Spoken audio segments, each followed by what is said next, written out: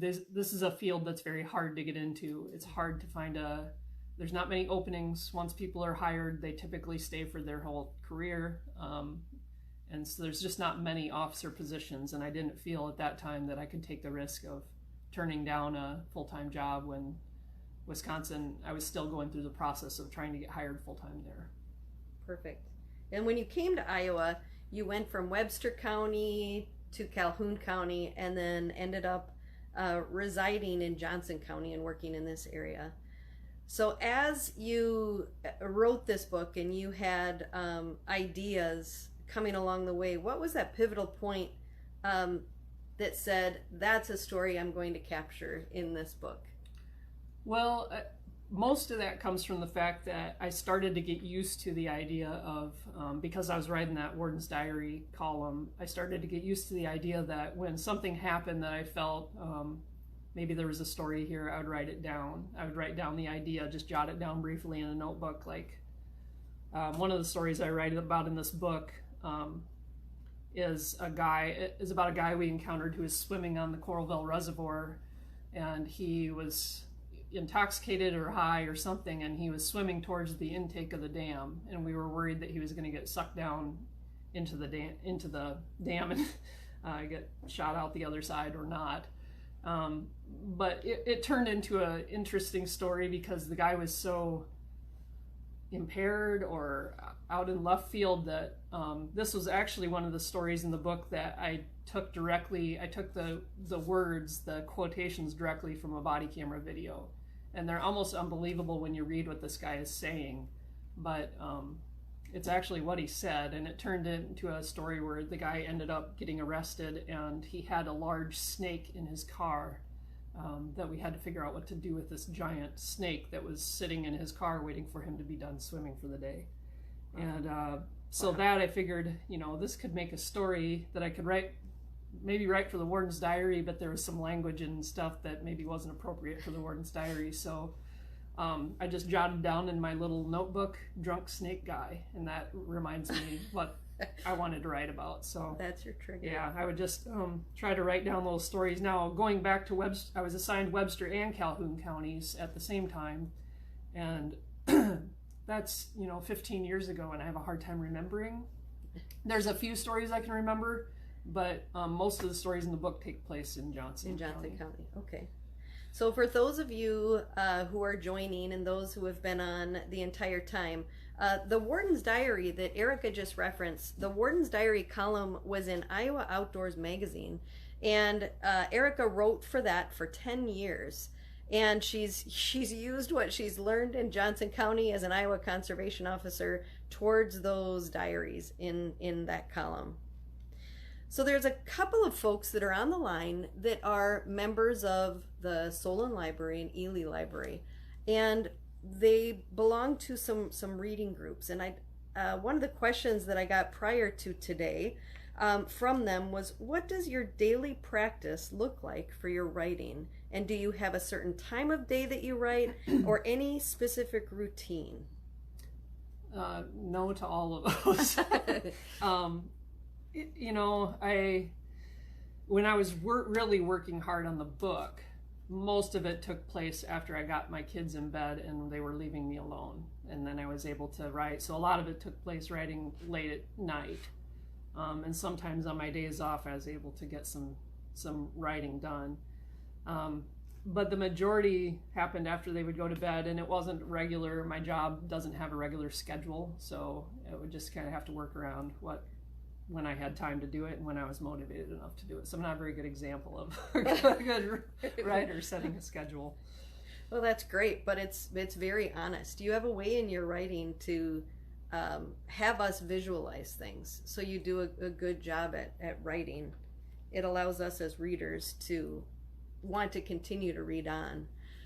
So to the left of Erika on the screen is the book that Erika wrote. For those of you who may have just joined, the Wildland Sentinel is Field Notes of an Iowa Conservation Officer. Erika, one of the questions that came in prior to this session, someone asked, if I'm interested in buying this book, how can I get one?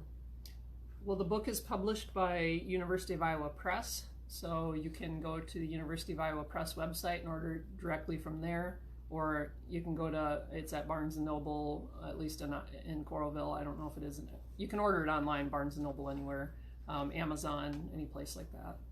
Awesome. Thanks, Erika. I do have some copies as well, so local folks could contact me directly. So after the reading today, we've got a couple of more questions that we're going to be answering. After the reading today, what we'll be doing is going to the Ely Public Library, downtown Ely, Iowa, and what we'll do is offer books for sale, and Erika will also be signing books for us. So stop by between 10 and 10:20 today, and we'll be able to assist you with that. As people have questions, please feel free to add them to the comments of this live feed, and we'll be able to answer those live for you. So here's a question that came in prior to today. Tell us about where you're from, and is there any favorite details that you had growing up that would apply to what you know as a conservation officer today, or for the book, for example, your artwork. You created your own artwork for this book. Can you share a little bit about your past on where you are today? So like you said, I grew up in New Hampton for the most part. We moved around a little bit, but I was a town kid. I did not grow up hunting and fishing.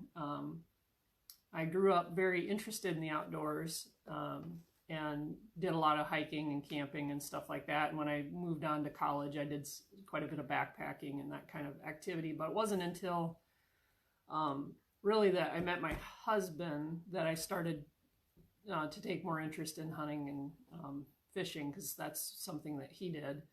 But I learned most of that on the job. It was kind of, I had to learn by fire a lot of those skills and the laws that are around those activities. So as far as where I am now, I live outside of Solon, and probably the best part about this is that we found a property that basically butts up to Corps of Engineers ground in Turkey Creek.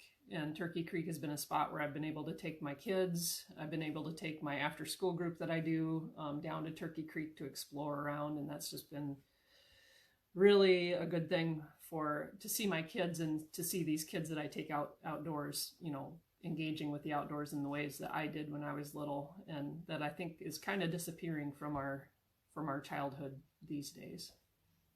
Thank you, Erika. I'd like to highlight, if you, Erika, could lift up the book and hold up the image on the front of the book. I'd like to show people the image on the front of the book is actually artwork that Erika Billerbeck did herself. I believe they're called lino cuts, is that right? Yep. So Erika not only is an author and a conservation officer, she's very versatile, and she is an artist as well. So Erika, in the book, you've got different lino cuts. Can you share a little bit about your history as an artist as well?